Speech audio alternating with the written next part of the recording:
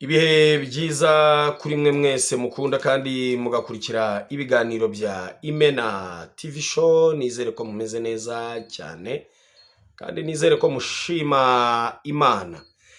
Ni kwa kundi nyine ni ya gahunda yacu episode by episode. Ngende mboneza amakuza yarasobangira cyogere ku rugamba mushaka mutagira imbe umuntu nkaba bizendekereza muri marwa muri tuma amajyambere cyo ku rugamba rwo gomera nkiko. Nitwa MC Imena Gitero Moses. Kuri kamera zacu turi kumwe n'umukozi w'Imana ujya uduhesha umugisha mumaze kumumenyera Kumena TV show. Umukozi w'Imana rwose usiza amavuta, umukozi w'Imana Imana ihagurukije mu gihe nyacyo kandi gikomeye. Uramutse ufite icyifuzo cyangwa wifuza ko agusengera akaguhesha umugisha, wamuhamagara kuri 0782 75 34 39.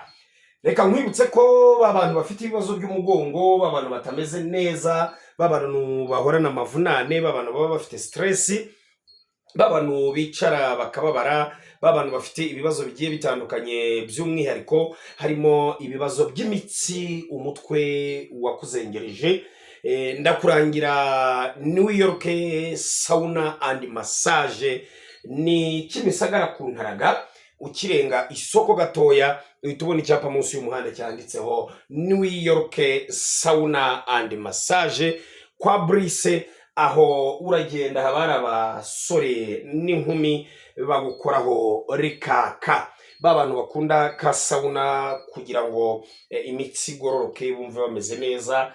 Genda wote urahava umeze neza cyane. Reka nkubwire ko ishuri ryiza, ishuri rishobora guha umwana wawe uburere, rikamuha uburezi mu ndimi zose, muri programu ya international program, Igifaransa n'Icyongereza. Iryo nta rindi ni Biz Foundation School. Iryo ni ishuri ryiza cyane riherereye mu murenge wa Kinyinya, mu kagari ka Kagugu, mu mudugudu wa Giheka.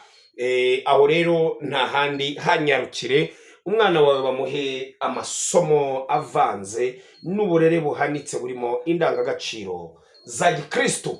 Kuri kamera zacu turi kumwe na mutumishi wa Bwana Evangeliste Mama Mose.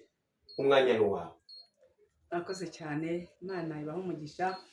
Ange ndashimira abantu banyakiriye, bijya binezeza cyane iyo nje kuvugira kuri iyi Imena TV show ya Mena Gitero Moses, umuhungu wanjye. Urumva turimo gukorana umurimo w'Imana uko Imana yabivuze. Imana ntibeshya rero, Imana ni Imana y'amasezerano. Niyo mpamvu iyo nje kuvuga ubutumwa bwiza kuri channel ye biranezeza, kuko Imana yahoraga ivuga ko tuzakorana umurimo w'Imana umunsi ku munsi. Rero mba ndi kumubwira ngo ahinduke rwose, aho umukozi w'Imana mwiza kandi ushimwa na bose n'Imana, kuko nzi neza yuko Imana izabikorera kwiyubahisha.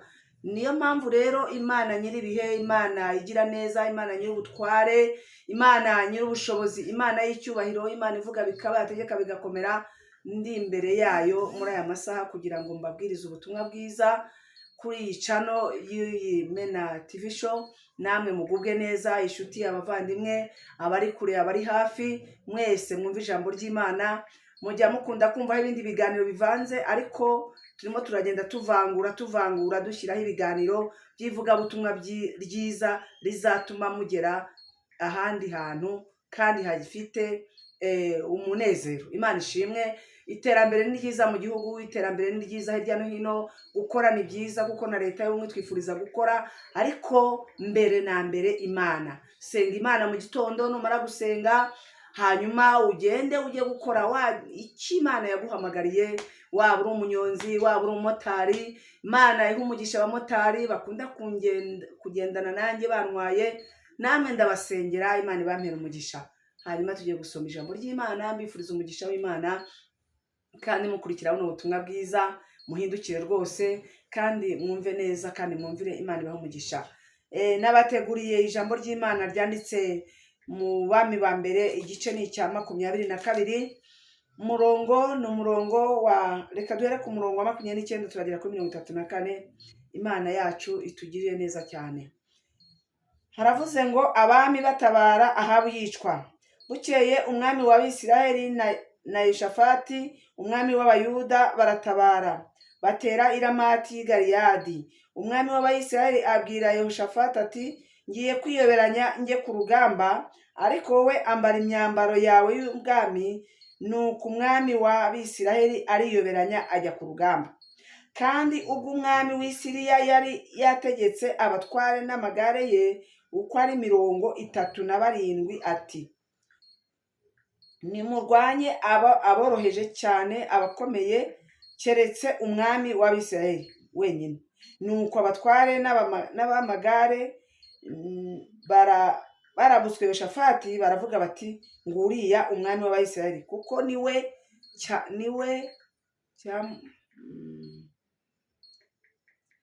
nicyo cyatumye bamuhindukira kujya kumurwanya. Yehoshafati arataka, ariko abatware b'amagare babonye ko atari we umwami w'Abisirayeli barakimirana barorera kumukurikira. Nuko umuntu umwe afora umuheto we apfa kurasa ahamya umwami w'Abisirayeli mu ihuriro ry'imyambaro ye y'ibyuma. Umwami niko kubwira umwerekeza w'igare rye ati kuri urukoba duhindukire unkure mu ngabo, kuko nkomeretse cyane. Imana iduhana umugisha, amen. Ngiye kuganira namwe ijambo rivuga gukomerekera ku rugamba. Haleluya, Imana itujye neza cyane. Kwiyoberanya bigatuma ukomerekera ku rugamba. Aba ni abagabo babiri, umwe yari umwami w'Abayisiraheli witwa Ahabu, uwundi yari umwami w'Abayisiraheli na Yehoshafati. Yehoshafati rero ntabwo yahigwaga. Uyu mwami Ahabu iyo utangiye ugasoma ubona uburyo yahamagaje abapfumu n'abakonikoni ngo kugira ngo baze ko agiye gutabara. Hanyuma Imana kubera ko yashakaga guhorera umuntu witwa Naboti, iyo usomye mu gitabo cy'abami n'ubundi igice cya 21 ubona uburyo Naboti yapfuye azize Ahabu agiye kumunyaga uruzabibu. Ariko Imana iramubika, Imana iribuka. Hanyuma iramuzirikana yambwira ngo ahimbwa zarigatiye amaraso ya Naboti nihimbwa zizarigatira amaraso ya Ahabu. Imana iturengere. Uyu rero wari umunsi wo guhorera Ahabu, wo guhorera Naboti. Haleluya. Nuko ngo arangije ahamagara abami n'abakonikoni ngo bagiye baramubwira ati rwose uzatsinda, agenda ujye ku rugamba. Ariko umuntu witwa Mikaya, muri abahanuzi bahanura ibintu bikomeye nibajye batwemera. Imana itujye neza cyane. Uyu Mikaya ngo agiye guhanura aramubwira ati rwose wapi ntago uzatsinda.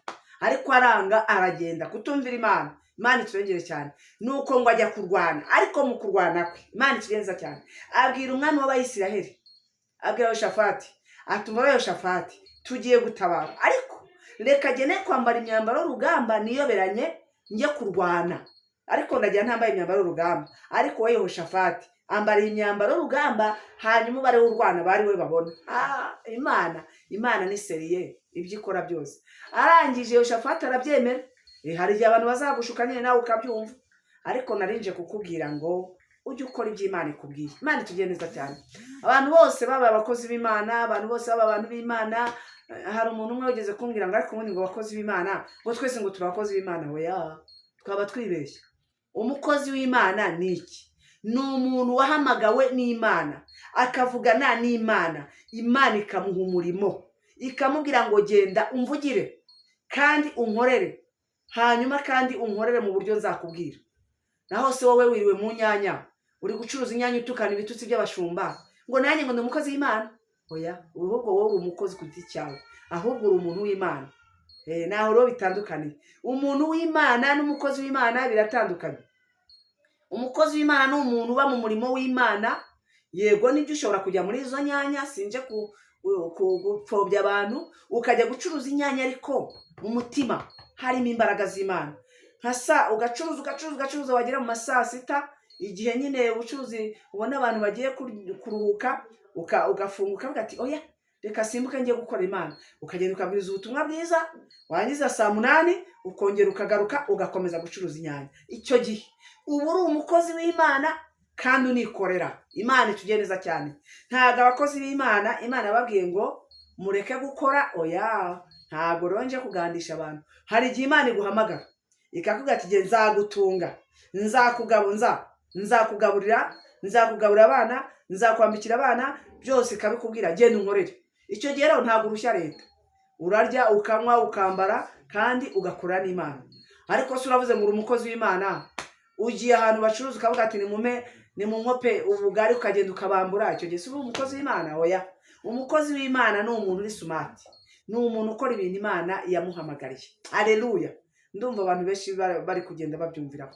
Hanyuma rero uyu mugabo witwa Ahabu aratangiye arivanze, avuye mu mugambi w'Imana, kandi Ahabu Imana yaramwemeraga. Aravuga ati jyewe ndagiye ku rugamba gutabara. Imana itugenda cyane ngo bari bagiye kurwana ku rugamba. Haleluya! Bagiye i Siriya, Imana idutabara. Ngo nuko kandi bari batumwe yuko bagomba kurwana, bakaza kurwanya cyane umwami w'Abayisiraheli ariwe Ahabu. Ngo babonye Ahabu atari we, nubwo atari yambaye imyambaro y'urugamba, ariko baramubonye. Narinje kukubwira ngo nubwo waba udafite Bibiliya, nubwo waba udateze agatambaro, nubwo waba uko waba uri kose, ariko Imana irakuzi. Abantu barabizi murokore, abantu barabizi ko uri umurokore, barabizi uburyo wese ikoroka, barabizi uburyo ugenda uvuga indimi uhanura, warangiza ukavanga ibintu. Imana itugenza cyane. Ubu abahanuzi babaye benshi, abavuzi b'indimi babaye benshi. Imana yarankoreye sinyamvuga indimi, ariko ndi umuhanuzi, kandi ndabizi neza ko ubuhanuzi nyampanura abantu benshi ntanuriye birasohora. Uhanuriye abantu imyaka 10 yashize 15, ntabwo busohoye. Ubuhanuzi bwemerwa bwasohoye. Ahubwo abahanuzi b'Imana mujye mureka dusenge, hanyuma ubuhanuzi duhanuye busohore, hanyuma Imana nyine bemera Imana yacu. Ngiye nibyo ndi gusengera. Haleluya! Kuko nimba uhanuriye umuntu ibintu bye bigasohora, ati uziko mama Mose yampanuriye byarasohoye, agahita abwira undi, akabwira undi, akabwira undi, ugasanga Imana iramamaye. Icyo dushinzwe no kwamamaza Imana, ibindi byose ikabyikorera. Kandi nawe ntukajye wirata ngo ngiye ngo ndahanura ngo n'umukozi w'Imana. Uhanura ibikisi? Imana niyo igukoresha, ni Imana iri muri wowe niyo ikora. None se usoza amasezerano? Ahubwo Imana isohoreza amasezerano muri wowe. Imana tugirire neza cyane.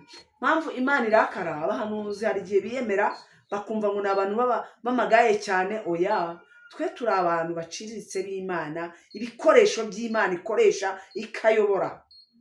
Tugomba guca bugufi tugakoreshwa n'Imana, hanyuma abantu bo ntibazaduhemba, ariko Imana izaduhemba tukiri mu isi. Imana ishimwe.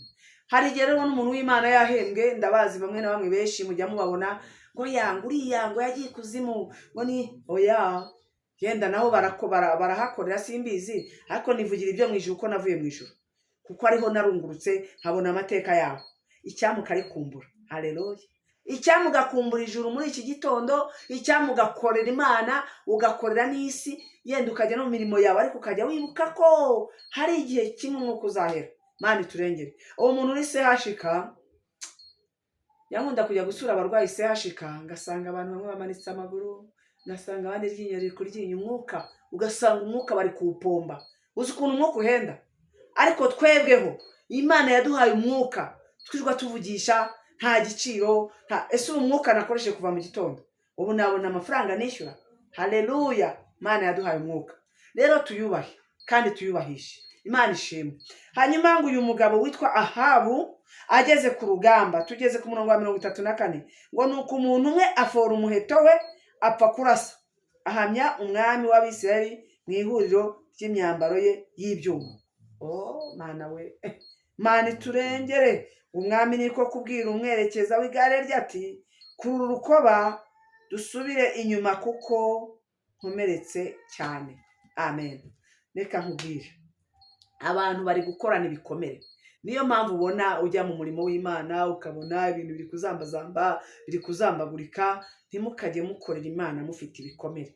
Banza wowe ubwawe wivura ibikomere, hanyuma numara kumva ibikomere bimaze gukira, ugenda ubwiriza ubutumwa bwiza. Nk'ubu ufite ibikomere sinakwirwa nza kuri iyi channel. Imana itugeneza cyane. Va mu byo urimo, uvuga Imana neza, uhamiriza Imana. Uyu mugabo impamvu yahuye n'ikibazo, yakoreye ku gikomere, hanyuma abwira umwerekeza w'igare rye wari umutwaye ati subira inyuma kuko nkomeretse cyane. Urimo urakorera Imana uroga, urakorera Imana usambana, urakorera Imana utukana, urakorera Imana uwangana. Ubwo se wabivuyemo ukigira mu bindi, ukemera ukabanza ugasambana, wabihaga ukabona kuza gukorera Imana. Icyo nacyo ni igikomere. Imana itugeneza cyane. Abantu bafite ibikomere byinshi, ibikomere byo gukorera imana ni byinshi. Imana iturengere cyane. Urakorera imana ufite ishyari, warangiza ngo urimo urakorera imana. Ese iyo mana ukorera, iryo juru ukorera ni irya Kamonyi, ni irya hehe? Imana iturengere cyane.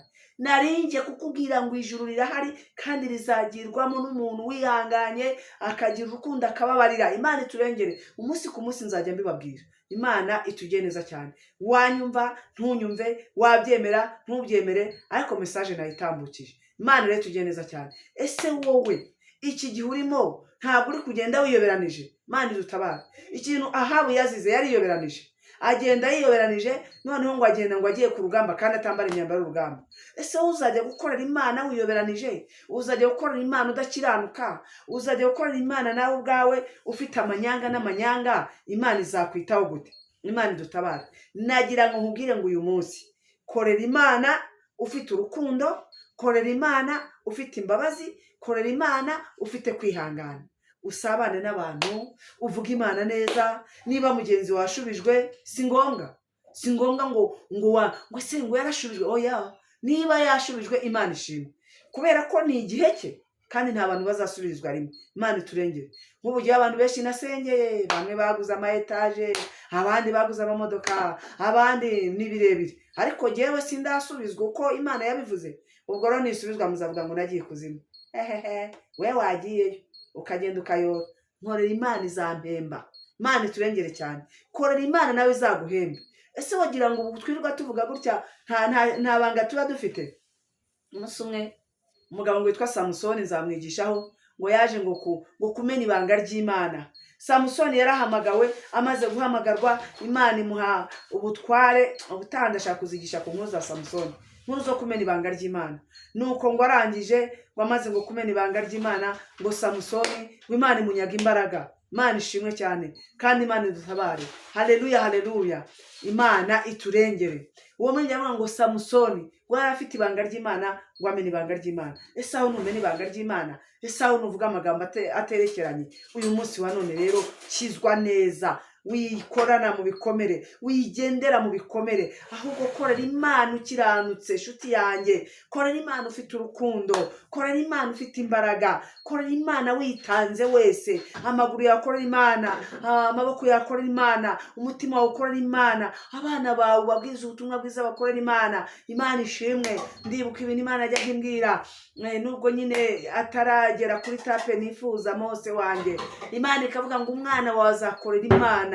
Imana itugire neza cyane. Erega n'undi kuri channel yarimo arakorera Imana. Birashoboka yenda ko yapfapfana ukabona ntari mu murongo cyane nk'uko ubikeneye, ariko rero ubutumwa ni butambuka urumva ijambo ry'Imana. Imana itugire neza cyane. Imana iturengere. Imana ikongerera imbaraga. Shuti yanjye, narinje kukubwira ngo kiranuka, ukorera Imana, we gukorera Imana wiyoberanya, kandi we gukorera Imana ufite ibikomere. Imana ishimwe cyane. Ese aho niwakomeretse? Ntugendana ibikomere? Ntugenda ufite ibikomere? Nturi kwiyoberanya? Ubwo se uriyoberanya noneho ukorera Imana gute? Imana ishimwe. Haleluya. Imana niturengere cyane. Imana niturwanirire. Va mu byo urimo, va mu magambo, va mu rusaku, ureke kwiyoberanya, ureke kwigira uko wishakiye, uvugira Imana neza. Imana nidutabare. Imana iturwanirire. Ikintu Imana ishaka ni ukugira urukundo. Ikintu Imana ishaka ni ukubabarira abantu. Ikintu Imana ishaka ni uko wihangana. Tugira ibikomere byinshi by'abantu, abantu bakadukomeretsa, abantu bakatuvuga amagambo atariyo, abantu bakadusebya, abantu bakatuvuga ibyo bishakiye, ariko Imana izakomora ibikomere. Nimba uzi neza gukorera Imana, iyi Mana twakurikiye, iyi Mana twavugiye, Imana izatugira neza. Nuko ngo uyu mugabo rero Ahabu nibwo nyine ngo ahimbwa zaribatiye amaraso ya Naboti, wa wundi yagiriye n'abajya kumwaka uruzabibu, n'ihimbwa zarigatiye ya maraso ya Ahabu. Ubu Ahabu yaragiye guhanirwa ibyo yakoze. Narinje kukubwira ngo ibintu byose ukora imbere y'Imana uzabihanirwa.